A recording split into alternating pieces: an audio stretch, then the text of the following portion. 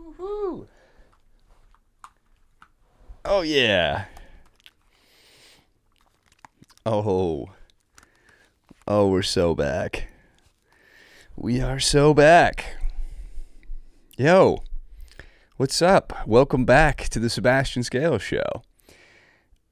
Before I started recording just now, I caught myself pacing and planning what I was going to say. And immediately, I was like, okay, this is... If I didn't think that I needed to do anything in particular, I would just start recording, just trusting and knowing that it's going to be fine, which is what I normally do. But what I have noticed, because I know it's been a while, and a couple of months, and I've noticed that the more time I go not doing something, the more weight I assign to starting to do it again. Even things that I have done a lot, like this happened with stand-up recently.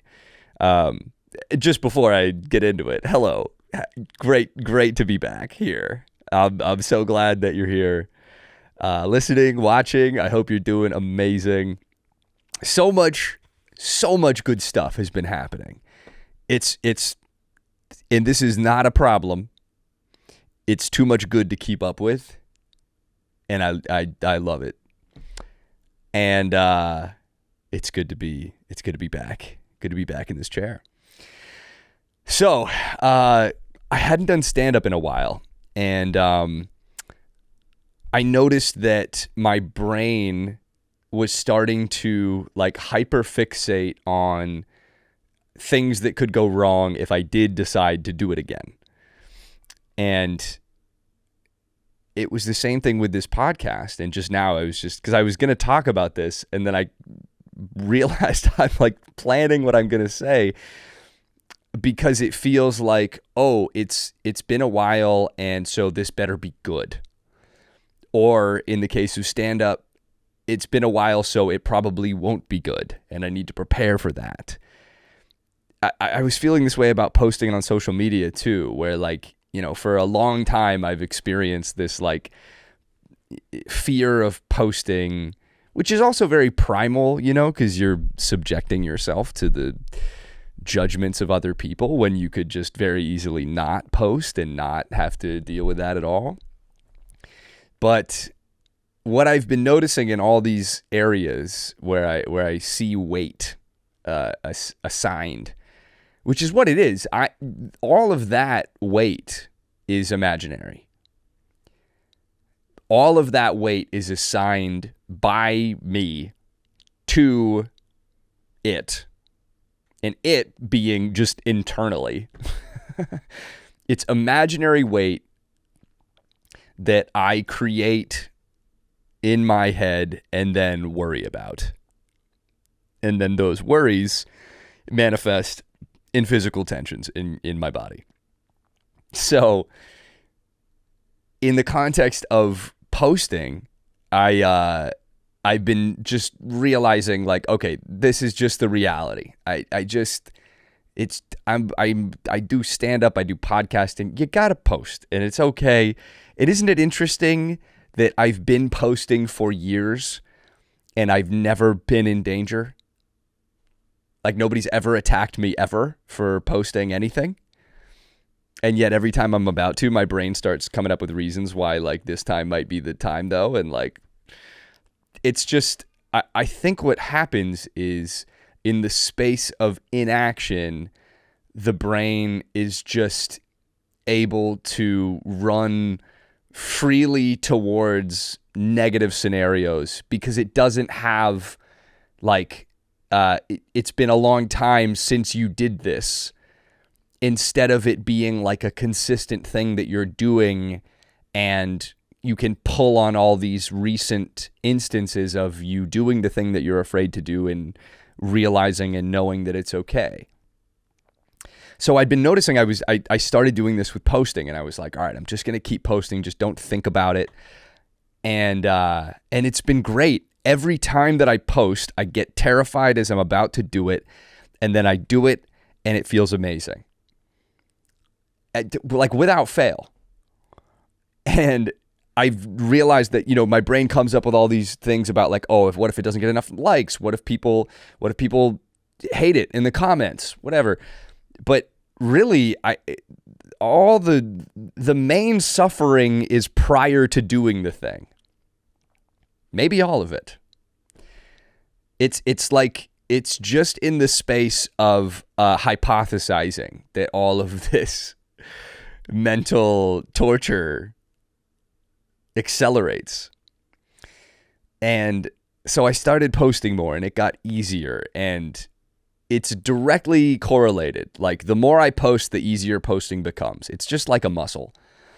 And I noticed that with stand-up, I was starting to get worried about doing this set. I hadn't done it in a while, and then I got up and I did it, and I was like, oh yeah, holy shit, I almost forgot. This is like one of my favorite things on earth to do.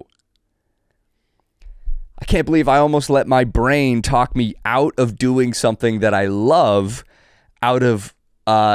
because of fear of something bad happening that's never happened before. I've been doing stand-up for like 7 years. Never been attacked. And it's interesting to like not only have it be like, oh, I was afraid of doing this thing and then I did it and like it was okay. It's like not only is it not just that, it's like I was afraid of doing this thing and then I did it and I loved it. And if I had just purely assigned all of this weight to the fear and seen it as this insurmountable obstacle and just like, well, I guess I'm not going to stand up or podcast anymore, it would be interfering with my with activities that I love, preventing them. Or, well, I would be preventing myself from doing them, and the reasoning would be because of fear. So, yeah, it's interesting, basically, like so I think it's like this paralysis that comes in from, it's almost like stagnant energy, like stagnant creative energy. And because worrying takes an incredible amount of energy. Like if you were to actually quantify it and think about the amount of mental effort going into creating these worlds that you play these scenarios out in, and all the characters and all the different iterations of things that can happen and repeat iterations infinitely into the past and infinitely into the future, you can do this. That is like an unfathomable amount of energy. And what happens when you take all of the weight off of these hypothetical scenarios that you're imagining? What happens to the energy that you have? What happens to the energy in your body when you're focusing? I mean, it doesn't even have to, it would be amazing if you were just focusing on positive things, but even if you're just focusing on nothing in particular, what happens if you take all of the energy that you were putting in to trying to figure out if somebody is mad at you, or trying to figure out what you're going to say next time you see that person arguing about shit in your head from years ago or whatever? What happens if you take all of that energy and put it into now? What happens?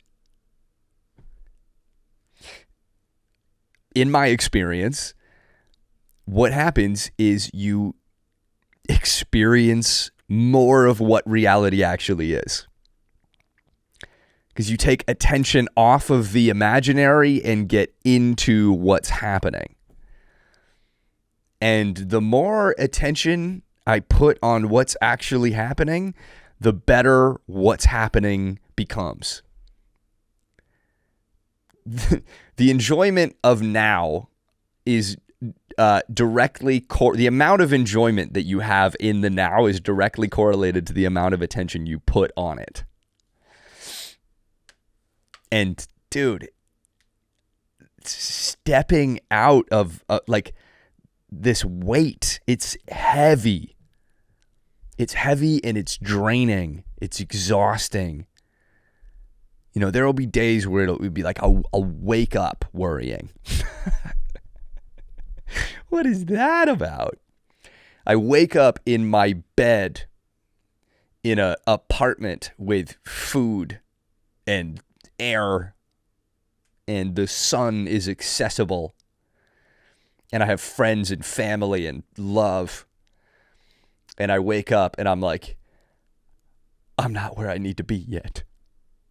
There are other people that are younger than me that are doing better than me, and that means I am not enough. What the fuck? Why? Why would I do that? Why am I doing this to myself? It's me doing this to myself. Every time we worry, we are doing that to ourselves. Only we can change that. And how exciting and amazing it is that we can. Sometimes it feels like we've been worrying for so long that you can't even consider what it would be like to not worry, because then all of the time and energy that you've been putting into worrying would be for nothing. But it's all for nothing anyway. Don't stop worrying and then beat yourself up for all the time that you spent worrying. Just enjoy the weightlessness of releasing worry.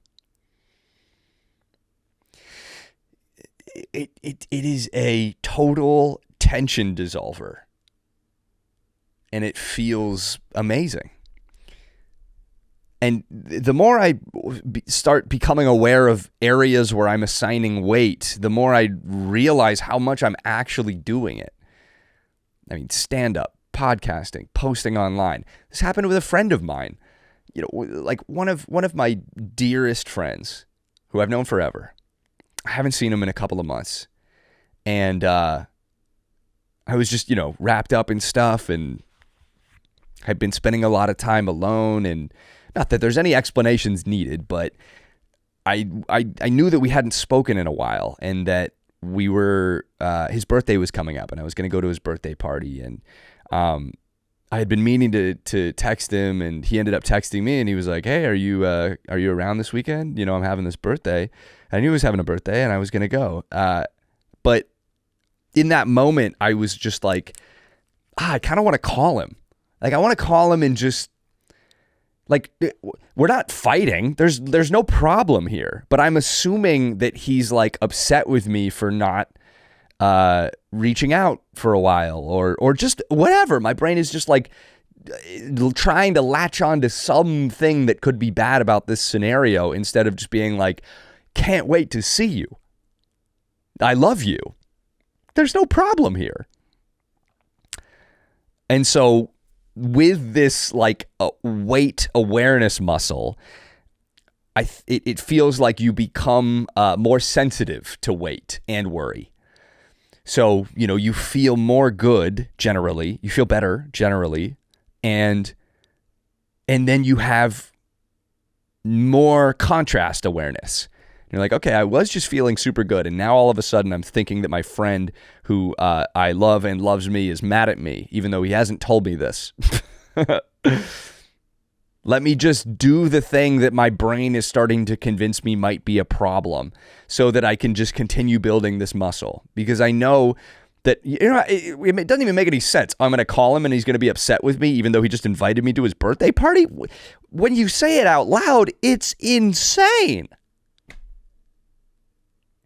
But I think that the ego it doesn't want to be questioned. It just stay on level one, just the first level of, okay, things are bad, and here's a bunch of things that you should just, that's bad, that's bad, that's bad. I should worry about that. Don't put any attention on whether or not this actually makes any sense at all. Just worry about the fact that it could be happening. And then you cast just a little bit of intrigue into what it is that you're worrying about, and realize this doesn't even kind of make sense. Why am I doing this? So I called him. This was right before recording this podcast. And we had this awesome chat. Nothing is different. Hey, dude, been a while. Miss you. How you been? Great. Yeah. Everything's fine. I have yet to have an experience that I was worrying about that I then went and did that wasn't always not a big deal or as bad as I was worried about. And I think it's just, without frustration, continuing to come back to the knowing that you are okay and safe. It's nice. And it does feel like the momentum of trust is building. And the more I trust my external, I guess it's both. I mean, internal and external are the same thing. They can't exist without the other. But for the purposes of language, I think the more I trust my external, the more I trust my internal. You know, it's like I keep having these, well, I guess it is both simultaneously. It's like I'm getting on stage, doing stand-up, and building trust in myself to not say something that's going to get me attacked. Or, you know, and then simultaneously trusting the audience to not attack me. And I think that this trust is like such an incubator of authenticity, because you don't,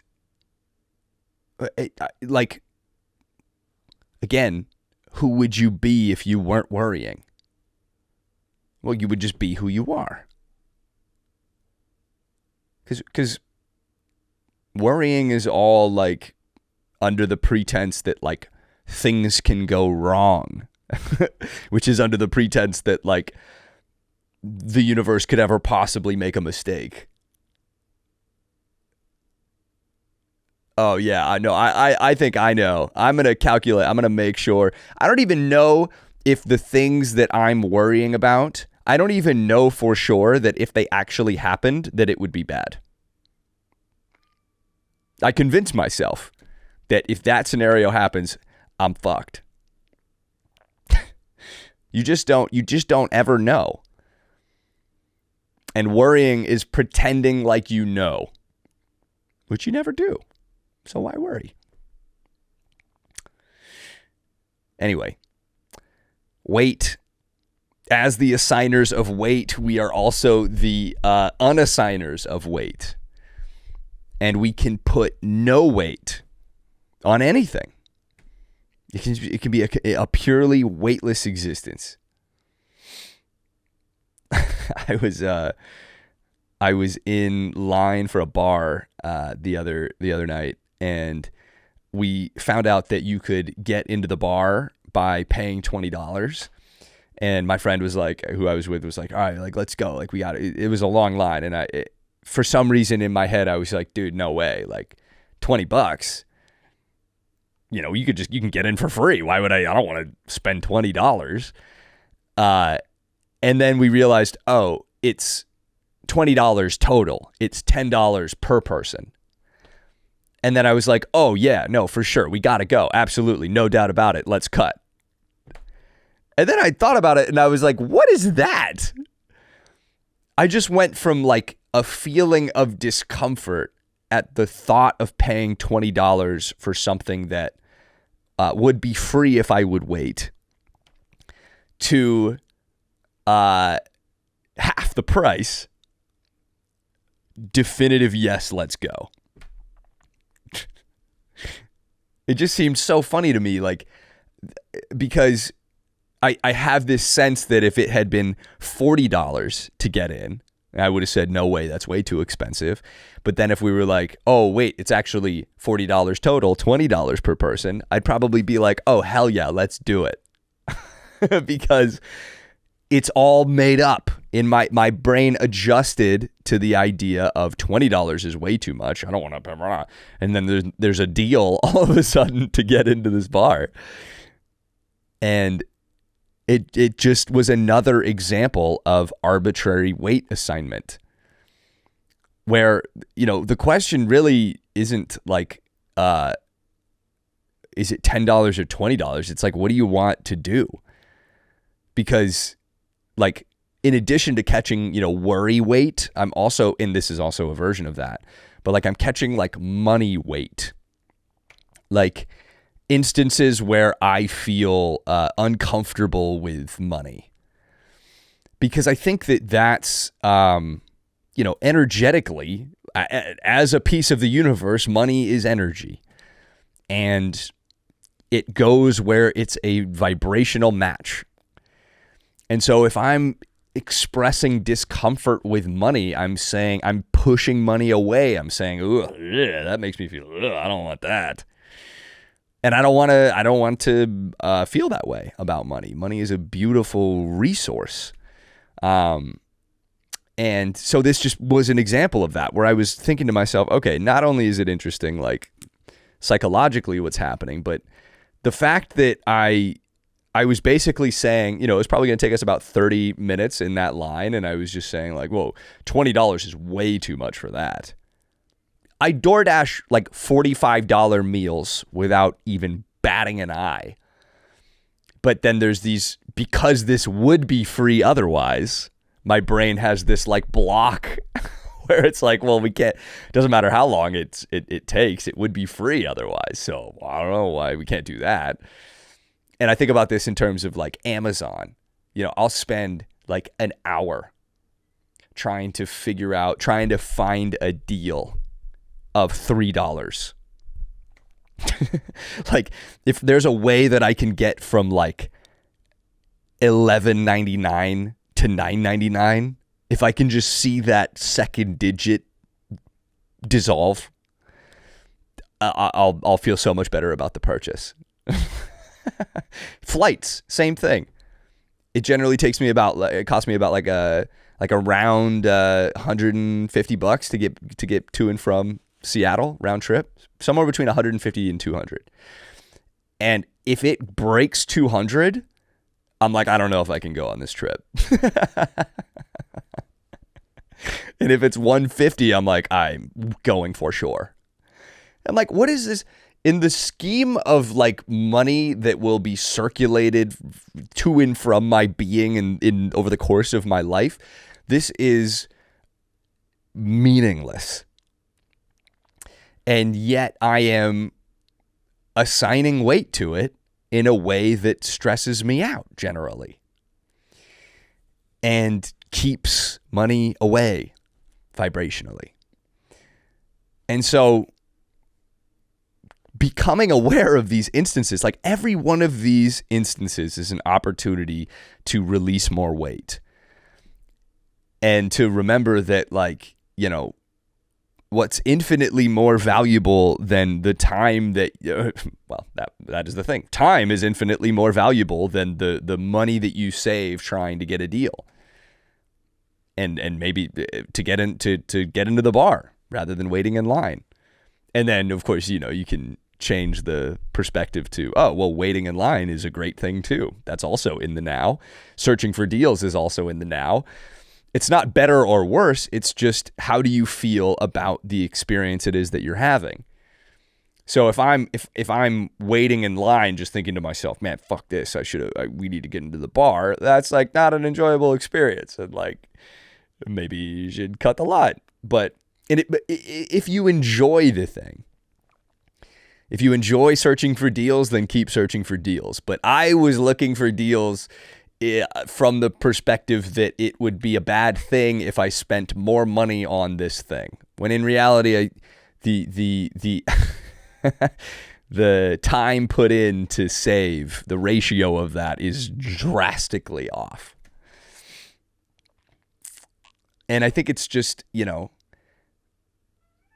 vibrationally, if I was in the headspace of having everything it is that I need, I wouldn't be worrying about whether or not I can save $3 on Amazon. So, again, just instances and opportunities. Hello, Mr. Fish. This is an update. Come on up here. Come here, kitty. It's okay. You can come up. Come here. I don't know if he'll come up. He probably will. Might be a little spooked by the microphone. Anyway, I've been fostering this cat. His name was Brandon, originally given by the cat lady, and I have since changed his name to Fish. He's a cat named Fish. Fish Scales. Yes. Hello. You coming up? Oh yeah, here he comes. Probably as soon as I look away. Anyway, like, perfect example. So when I was going back to Seattle with this less than $200 trip that I felt really good about, I needed to get a cat sitter because I've been fostering this cat for months. My plan was to foster and rotate, and then I just fostered one cat, immediately got attached, and don't think I'm going to be able to give him back now. So anyway, I've been, rather than giving him back to the cat lady, I've been getting cat sitters for him so he can still stay in the apartment. And my friends, two of my best friends, I was over at their place. They're a couple, and I knew that I needed to get a cat sitter for Fish because the person who I was going to have do it couldn't do it. And it's kind of expensive sometimes, relatively speaking. But I had neighbors take care of him in the past, and it like saves a bunch of money, and I felt really good about it. My neighbors weren't available, so I was going to ask my friends. But I was going for 5 days. What are you meowing about? What is it? Meow. So I started thinking about like, okay, I would like to ask my friends to take care of him, but the idea of them taking care of him for 5 days seems like too much. And maybe I'll just ask them for 1 or 2. And then we started talking, and we talk about all this kind of stuff. And what I really realized as we were talking about it was it feels uncomfortable to ask for help. Hello. Welcome. Welcome, Mr. Fish. Welcome to the podcast. A first appearance. Hi. Hi there. Hi there, sweet kitty. Oh, meow. It wasn't just the amount of time that I was asking for help. I think it was the actual asking for help that felt uncomfortable. Because I noticed I felt similarly, even just like asking my neighbors, if I went on Rover, the cat sitting app, and paid somebody to do it, then I don't feel this discomfort at all. But just asking for help felt tense. It felt like there's something wrong with this, or like these two people who I love dearly are all of a sudden gonna be like, seriously? Like, how selfish of you to ask for help caring for this other being. And we were all talking it through, and one of my friends was saying that he really resonated with this because, there is this, and whether it's in childhood or what, there's this belief that that we both hold where, asking for help means that there's something wrong, I guess. Or that, you don't have it under control. And we were talking it through and just thinking about, like, first of all, what a exciting thing to become aware of and realize that, wow, how much better existence will be letting go of that. Because it's such an isolating belief. Like, no, I'll do this on my own. Because it doesn't feel because it doesn't feel good to to ask for help. Help means I'm in distress, even if it's something like this. You know, I think that the belief systems get encoded in us when we're so young and through trauma or whatever it is, that they end up just sort of latching on to whatever's happening in our current reality, even though they developed in the past and compounded over many, many years and experiences. And it's like, you know, my brain seems to be convinced that if I ask for help, my friends will think less of me. And so we were all talking this through, and it was like, you know, they were saying like, not only will we not think less of you, but we like would love to help you. And thinking about that switch, like, imagine the vibrational shift of viewing people helping you as a positive thing that even they get benefit from. You know, I think about like when my neighbor asked me to take care of his cat once, and I loved it. I wasn't up there feeding his cat thinking to myself, what a selfish douche this guy is for asking me to do this. But again, like, you know, if left out of awareness, we don't even really register the absurdity of it. We're almost going on like belief autopilot, past belief autopilot, when it's like, okay, you know, because I think about the molestation and things, and, you know, a huge thing was not wanting people to think that I wasn't okay. So I feel like, in a way, asking for help makes it look like I'm not okay. And yeah, it makes you feel alone. And I even think about this, like, you know, in terms of like the podcast and stuff, you know, like I part of why I've noticed I'm inconsistent with it is because I can do this stuff on my own. I can do the editing, the recording, all this stuff. And so I do it on my own, and I have done it on my own the whole time for years. And yet, that's like actual real weight. That's real time required. And that's stuff that, like, I'm getting to the point now where I realize, like, oh, like, I need help. And everything's okay. I need help, and everything is all right. And, you know, if I get help, I'll be able to do things that I love more. I'll have more time, more bandwidth available.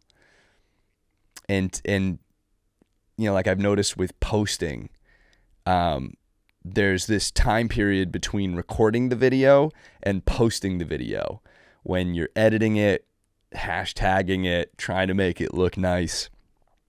Oftentimes in that space, that's where I end up overthinking and not posting. Because again, it's this space of paralysis. It's like I am now watching this thing over and over again and starting to think if this is actually worth posting at all. And that's the type of stuff that is, you know, I'm just realizing, like, yeah, it's time to get some help with these things. And God, how good would it feel to ask for help without fear?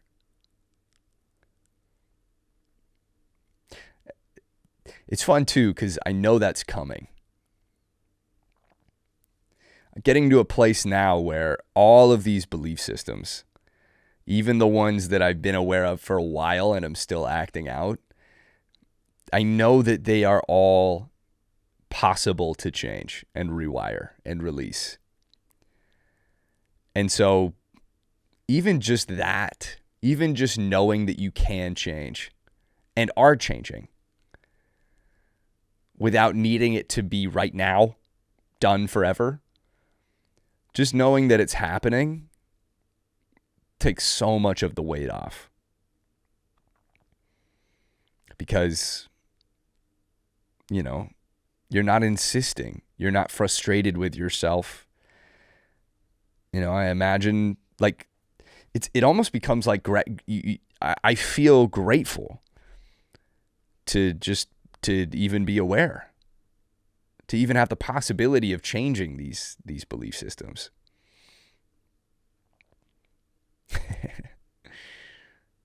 And I think a lot of it is just residual thought momentum too, you know, like not all of it necessarily has to be like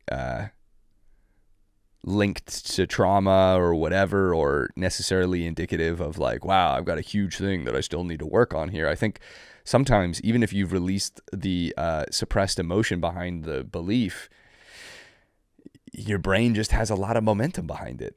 I'm sure I've talked about this on the pod before, but I think of it like a train, and like, you know, you have this thought train that's been going forever, for decades, of a certain way of thinking. And so if you release that belief and you're no longer charging that thought train, that train still has decades of momentum. And so you have to let it run its course. You can't force it to stop. You ever tried to force yourself to stop thinking? It has the opposite effect. But I think that's what it is it's like, oh, I'm grateful to be aware again of this thought train and to not be fueling it anymore. Like this happened when I was back in Seattle. I'm kind of jumping around here, but anyway, I did ask my friends for help, and they helped, and it was amazing. Everything was totally fine, dude. Once again, of course, everything was fine in podcasting, despite how long it had been, stand-up, posting, pet sitting. I'm sorry, I didn't mean to scare you. See right there, I just slapped my knee and it just spooked Fish and he ran away, even though there's no danger. And that's like a loud noise, which is, you know, one of the two biological fears. So maybe that doesn't have to do with his past trauma, but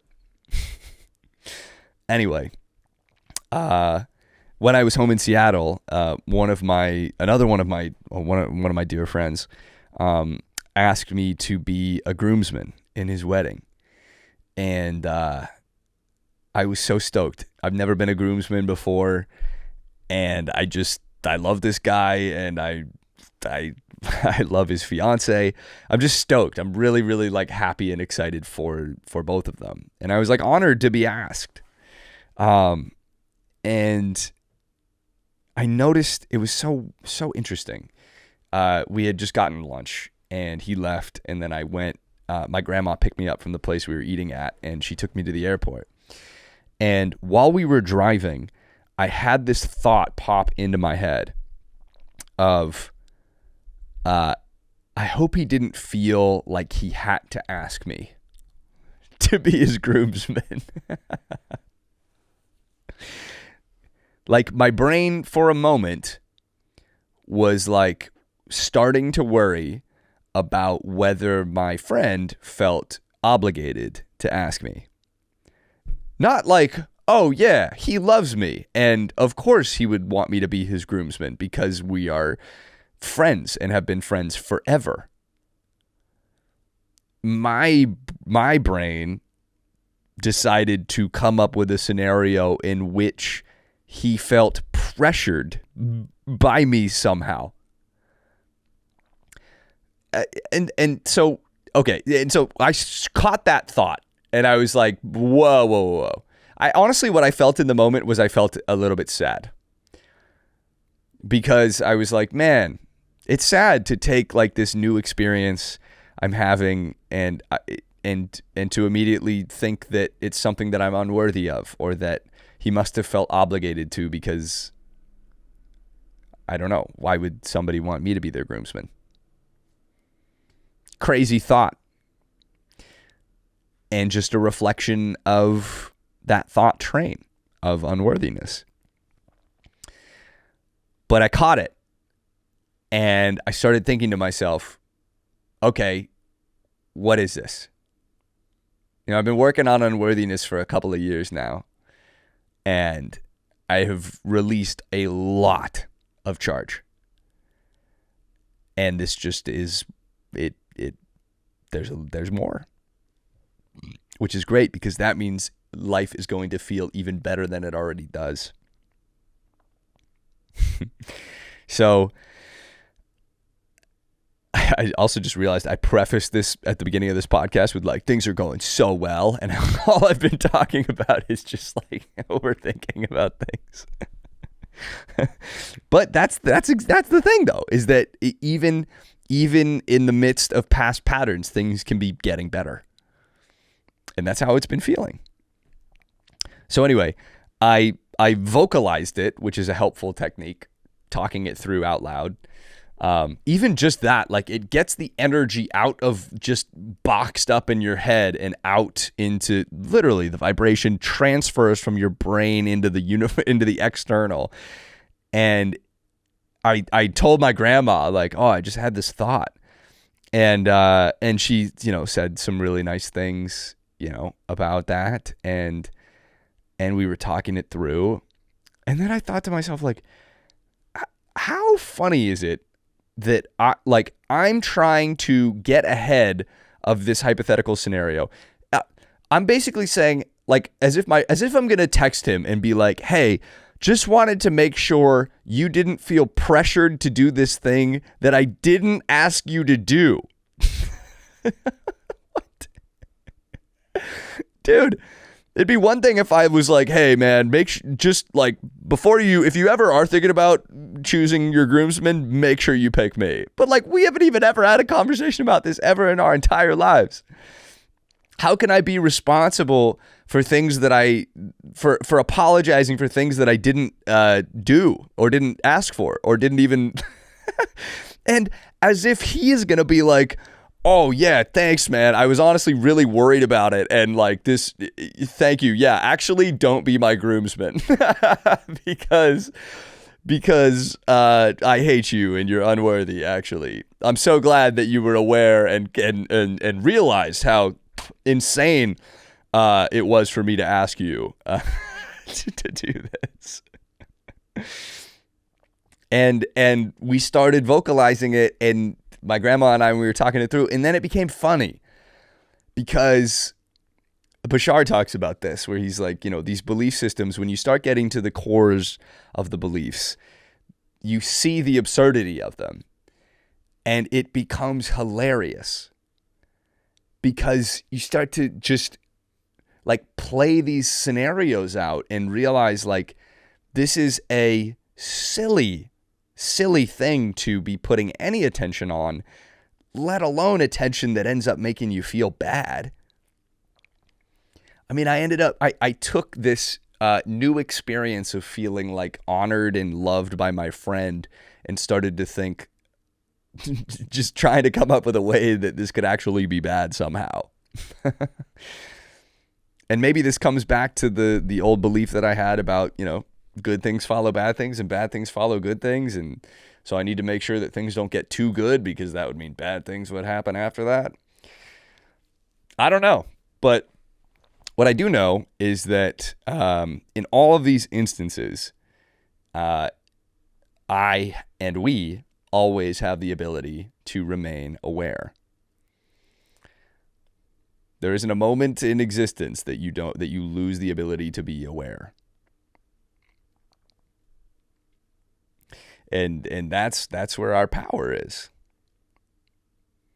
Because without the awareness, I would have spent, that whole car ride with my grandma and the plane ride and infinitely into the future and past. I could have been worrying about this. I could have been at the wedding thinking to myself, he didn't even want me to be here. I hope he didn't feel like he had to do this. And so again, just this allocation of energy. The energy is flowing back in. And it feels good. And just like stand up, doing this podcast, I don't know exactly how long it's been, but it's never too late. It's never too late to start again, or to start in general. And any reasoning that your mind comes up with for, why this needs, any weight that your mind comes up with, it's like, just remember that it is always imaginary. And it's always safe to let go of. And every time I do it, feels good. There isn't a instance in my human experience where I have released weight and it has felt bad. It's always good. And I say this, I feel like I say this all the time, but I'm going to try to be more consistent with it. How about I'm not going to try? How about I just am? I'm going to be more consistent with it because I like doing it and it feels good. And I get really, really amazing messages from you guys. And that's the type of stuff that, the connection really is where, like, that's where, like, the real sauce is. That's where the real, joy is. It's like the fact that people are listening to this and feeling good and enjoying it, because that's how I feel doing it. Even though prior to, I can't believe this. I don't even know how long I've been talking for, probably like 40 minutes. And I was trying to start rehearsing things. I was trying to rehearse the intro. Hey, what's up, everybody? Welcome back to the Sebastian Scales Show. Just want to take a second before I start to just say sorry. I'm really sorry for, like, taking a really long time between the last episode and this one. Just start under the assumption that an apology is necessary. It's so similar to the groomsman thing. Like, hey, just preemptively want to apologize in case you might be mad at me. I said this during the stand-up show. The guy who went before me was talking all about kids, and like lots of my friends are starting to have kids and get married and things. And I was just laughing to myself because I was thinking, so many people are at that point in their lives, and I'm just trying to figure out if people are mad at me.